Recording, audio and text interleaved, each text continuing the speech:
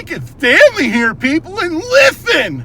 I'm with the legendary lead vocalist of White Lion and his prolific solo career, Mr. Mike Tramp! Mike! Thank you for having me! Oh man, dude, this is awesome! I fucking love you, man! I love White Lion, and I just recently went through your solo catalog, man. It's fucking awesome, man! And then we're off to a good start. It's going to be a great interview. Hell yeah, man! But listen, Mike, let's start at the beginning. So let's talk about your early music career and what brought you to America. Well, what brought me to America was when I discovered the great singers of America. Of course, I've grown up with the English bands like Sweet and Slade, Gary Glitter, Queen, Thin Lizzy, UFO, Deep Purple, and that British sound. But when I heard bands like Journey and Kansas and hearing the different kind of singers, it brought me to a completely different point in music where you could actually have that great of a voice in between hard rock guitars. I didn't think that really existed. Sort of had grown up with Ian Gillan, you know, the sort of like a Deep Purple powerhouse vocal. But then when I heard Steve Perry or Steve Walsh from Kansas, I was completely sold. And of course, later on, when I then saw David Lee Roth combining the two things of that American sound and that great performance of stage, I was sold. And it was just a matter of what day I could arrive in New York, which would be the summer of '82. Awesome. So you're a huge Van Halen fan, too. I am a huge hard rock fan and a massive Van Halen fan. Unfortunately... Dave or Sammy? Both. But Van Halen got me going. And I don't think that we would have started White Line if both Vito and I had not been inspired but Van Halen's sort of approach to rock and roll. I mean, we didn't want to sound like them, but they had changed. They changed a lot of things. When you look at Journey and when you look at Kansas or when you look at Cheap Trick on stage, and then you jump to Van Halen, you realize that they kicked it into another gear, and it inspired a lot of people. That the guitar player moved around, the singer jumped around, looking great and stuff like that. You couldn't help not being inspired by it. What Vito and I did is that we wrote the songs that would make us have our own little place. Yeah, cool. Well, listen, man, you still have a thick accent. Was singing was singing in English ever an issue to you, or did you learn English at a young age? How does that work coming from Denmark? Yeah, I mean, we pick up English early in school, and so on. But to refer to how have an accent when you talk and maybe not have that strong of an accent as singing, you can basically ask somebody who stutter. When they sing, they don't stutter. It's just something that happens when you sing. You're not thinking so much about it. The rock and roll language just makes you kind of like surf on the wave. Cool. At least that's what I think. All right. Hey, well, let's touch on White Lion just for briefly, and then I want to get into what you're doing now. But I know we've heard this story before, but tell me exactly how did you meet Vito and start White Lion? Like, what was the moment you saw Vito and, like, obviously his incredible guitar talent, and what got you guys together at that initial moment? I mean, well, since you're asking facts by facts, it's November. I don't know exactly what date it is, but it's about 11:30 at night, backstage in the dressing room of a rock club called L'Amour's, would later on would become the home of White Lion. And I'm sitting there with my four Danish guys getting ready to go on stage. And, you know, we sort of thought that we were the shit. And in through the door comes this guy, you know, of course, like long-ass black hair, mirrored sunglasses. The Stratocaster was hanging half out of the case, and I thought to myself, what a jerk. And then we had these little dressing room amps that our bass player had built. He was like a little bit of a electronic wizard. And this guitar player at that time, which of course we didn't know his name, he says, oh, can I try that? And I says, let him plug in and make a fool out of himself. For the next hour, we sat there trying to pick up our jaw from the ground because he ripped through every guitar solo that I have ever heard, from Van Halen to Maiden to AC/DC to Purple. I was just saying, how quickly can I send my 4 brothers back home to Denmark? Because obviously this is the guy I need to play with. Wow. Now that night, this was Vito's band called Dreamer. They were playing covers. They were playing Van Halen. They were playing Maiden. They were playing AC/DC. But the story goes that there were people that night in the club saying, that singer in that band and that guitar player needs to get together. But we went back to Denmark. We had run out of money. Then we went back, and 2 days after we get back to Denmark, I break up my band and I tell my mom, I cannot live in this country. I have to get back to the U.S. And she helped me get like a 1-ticket bank loan. Wow. With no kind of like anything to sign off. And the first night I came back to New York, I was out in a rock club, and this girl came up to me and she gave me a phone number, and I thought, man, this is one of the reasons why I came back to New York, you know. She says, hey, hold on, read what it says. And it said Vito Bratta. And next day I called Vito. Wow. And we ended up bullshitting each other for 2 hours. Who knew more about this and this and that? And here's the honest truth. When we decided sort of on the phone without ever has sat down that we were going to do something together, he came over to Queens, New York, where I was living, for free. And that night we sat up and wrote Broken Heart on the road to Valhalla, the first time we got together. Wow. Wow. Actually, on that note, walk us through the songwriting process between you and Vito. Let's say, for example, you know, like Wade or something, like, you know, when you and him got together, because let's be honest, every song title, except for Radar Love, is a Tramp Bratta composition. Yeah. So how did that go about? Well, you know, I mean, you know, sometimes I sort of like smirk about when you see people having songwriting sessions, and I've come out open saying you cannot learn how to write a song. Either you can write a song or you can't write a song. Vito and Bratta were one person when we wrote songs together, and for the rest of the time we were two completely different human beings. Wow. But we used to sit in front of each other. I sat there with the acoustic guitar. That was my background, growing up on Dylan and Elvis and Roy Orbison, all that kind of stuff my mom played.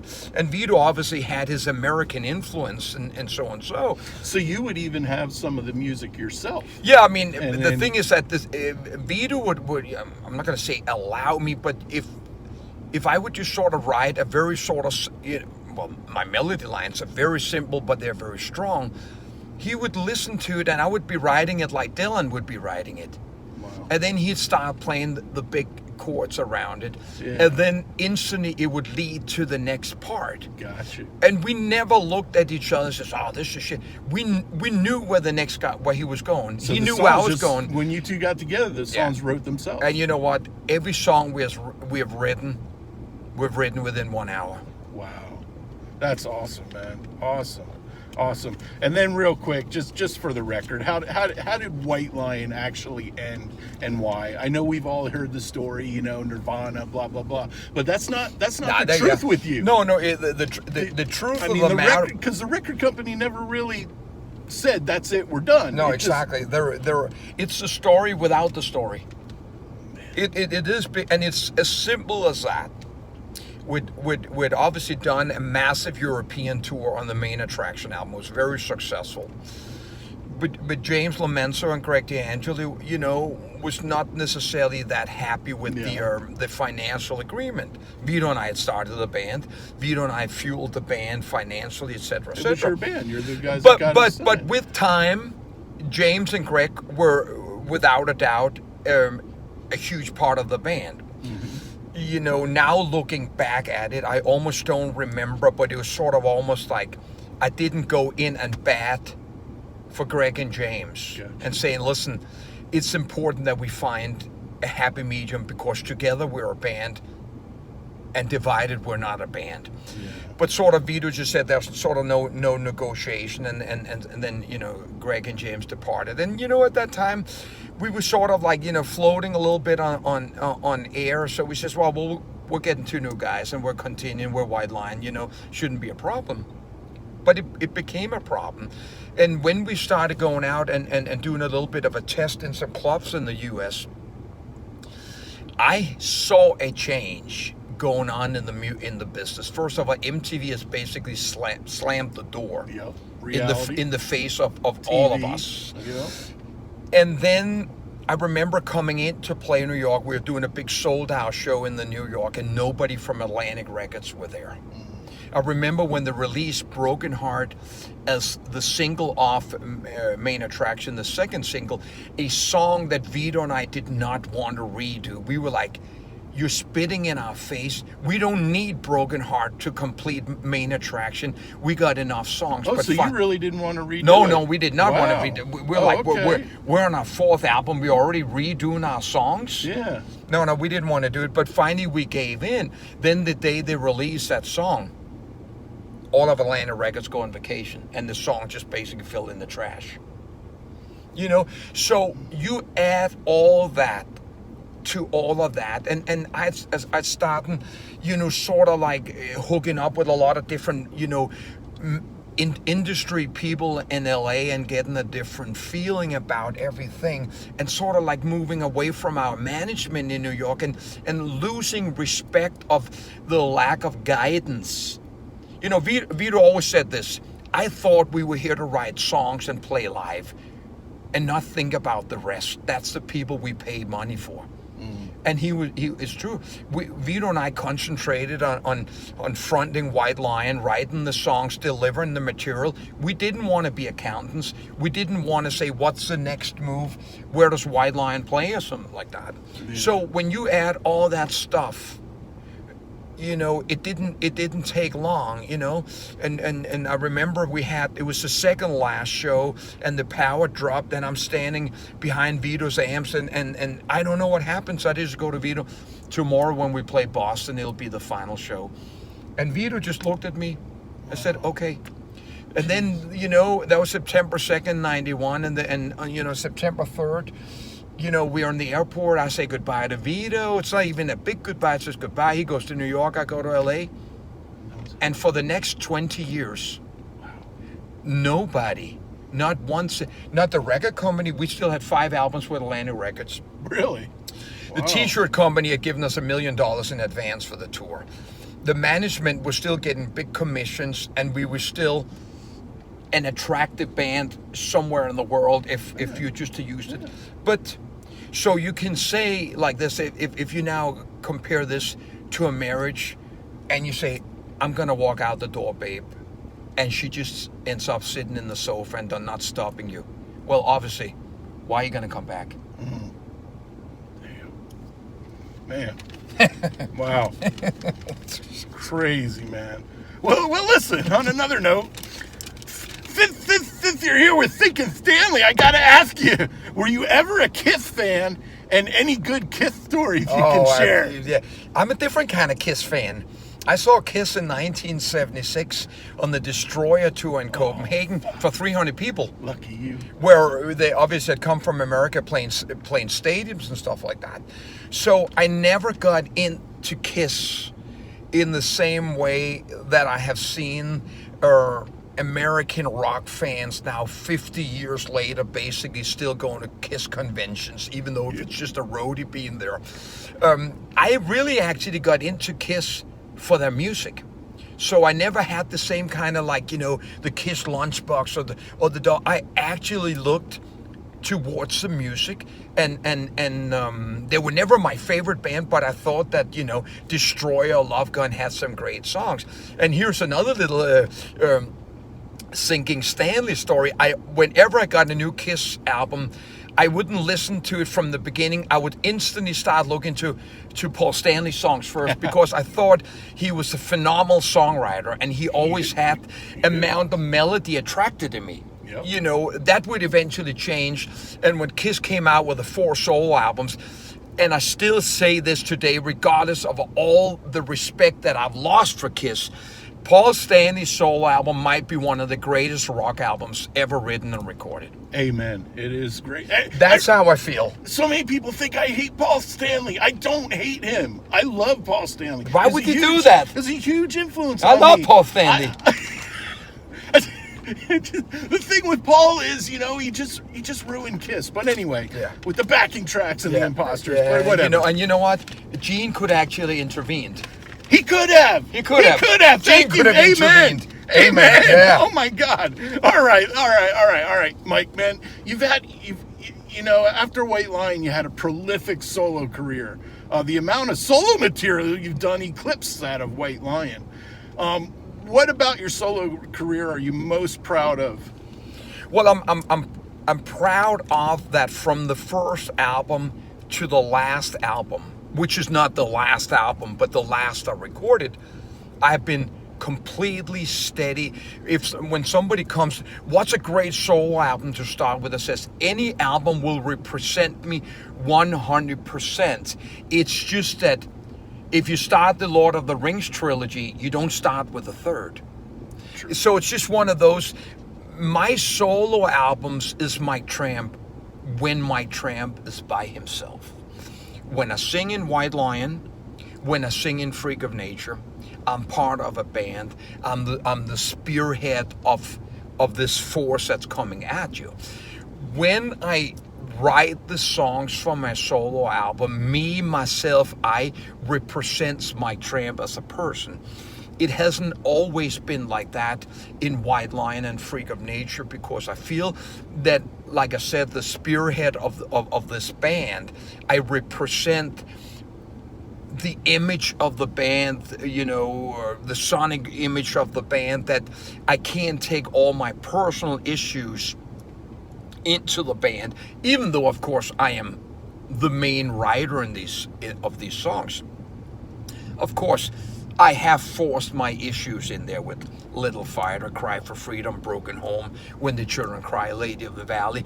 Things that and I'm saying this with a smile on my face, but when my son came to me and had discovered Dad's old music, and he came to me and says, Dad, I'm so proud of you that you didn't put the X in sex. Awesome, man, and that's so true, Mike, man. I mean, because a lot of music fans, like in the heavy, like on Facebook and groups and stuff, they make fun of White Lion. They're like, oh, when the children cry, yeah. Well, when the children cry, man, those fucking lyrics still mean something today. Well, I mean, you you got a song that I wrote in 1985 about 2024.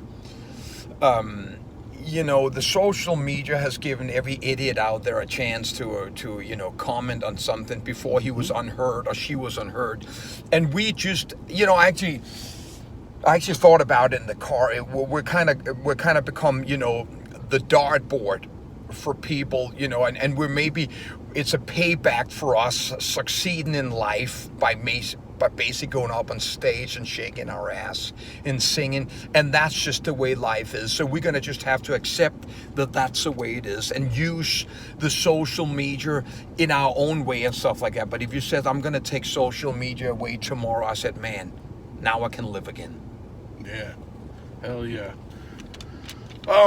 Basically, Mike, let's talk about this current tour and reinterpreting the White Lion catalog. So how's that going? And you know, how much longer are you going to be doing that for? Well, speaking of Kiss, here's the point. I think that a lot of rock and roll artists have forgotten that we've gotten older. Okay, now if you compare it to sports, people get taken off the field and then they open a car dealership. You know, because there's no quarterback that's going to get a second chance except for Tom Brady. You know, so, but rock and roll has given themselves carte blanche, and they replace it with wigs and backing tracks and facelifts and stuff like that. And you know what?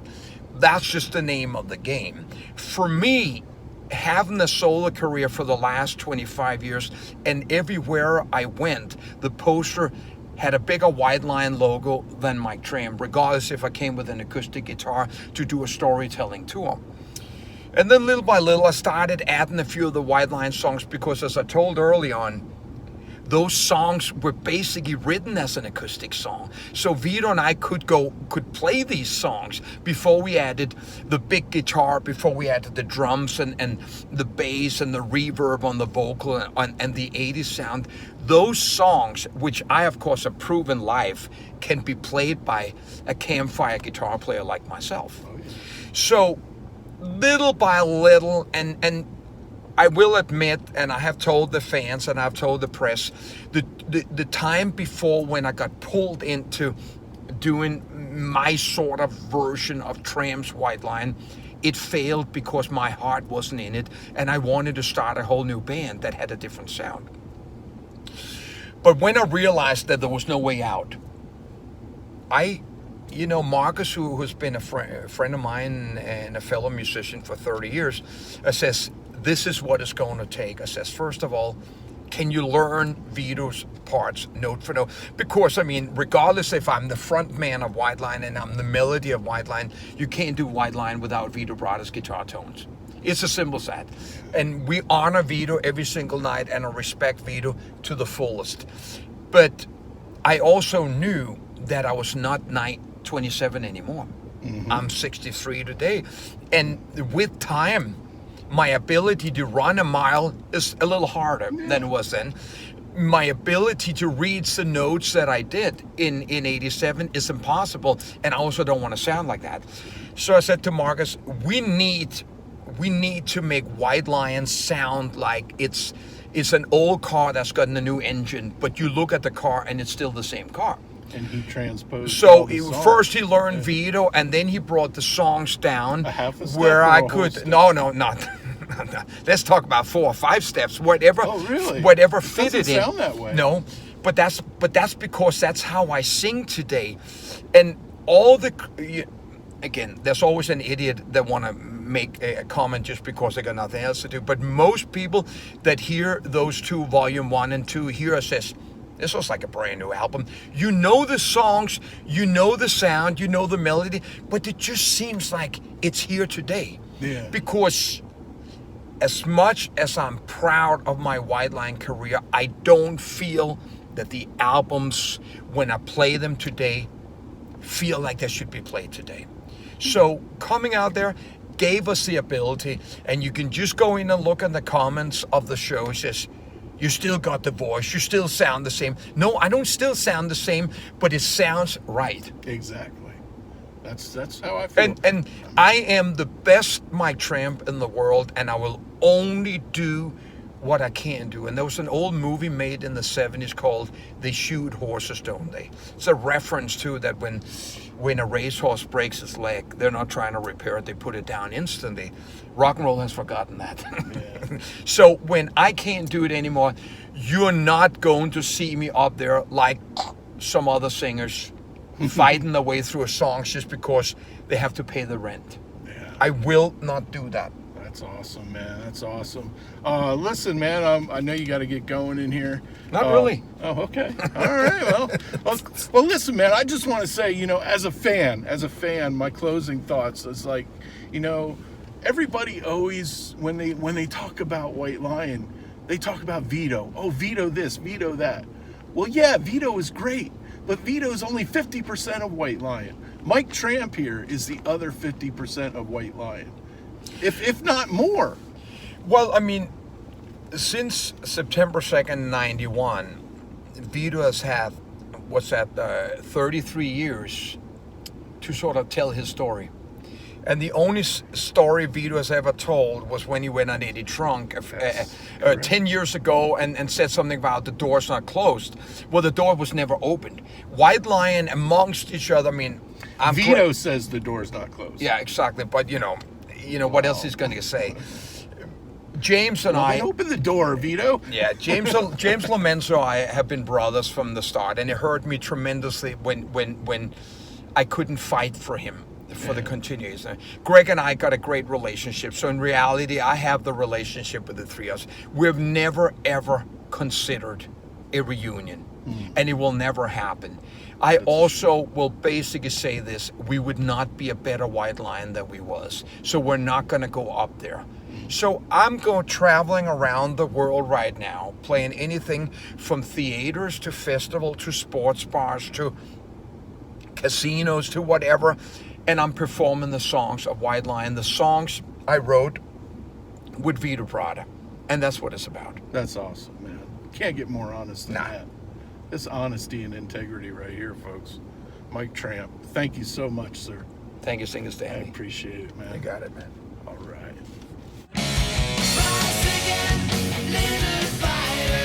This has been a Think Arnie production. Bam!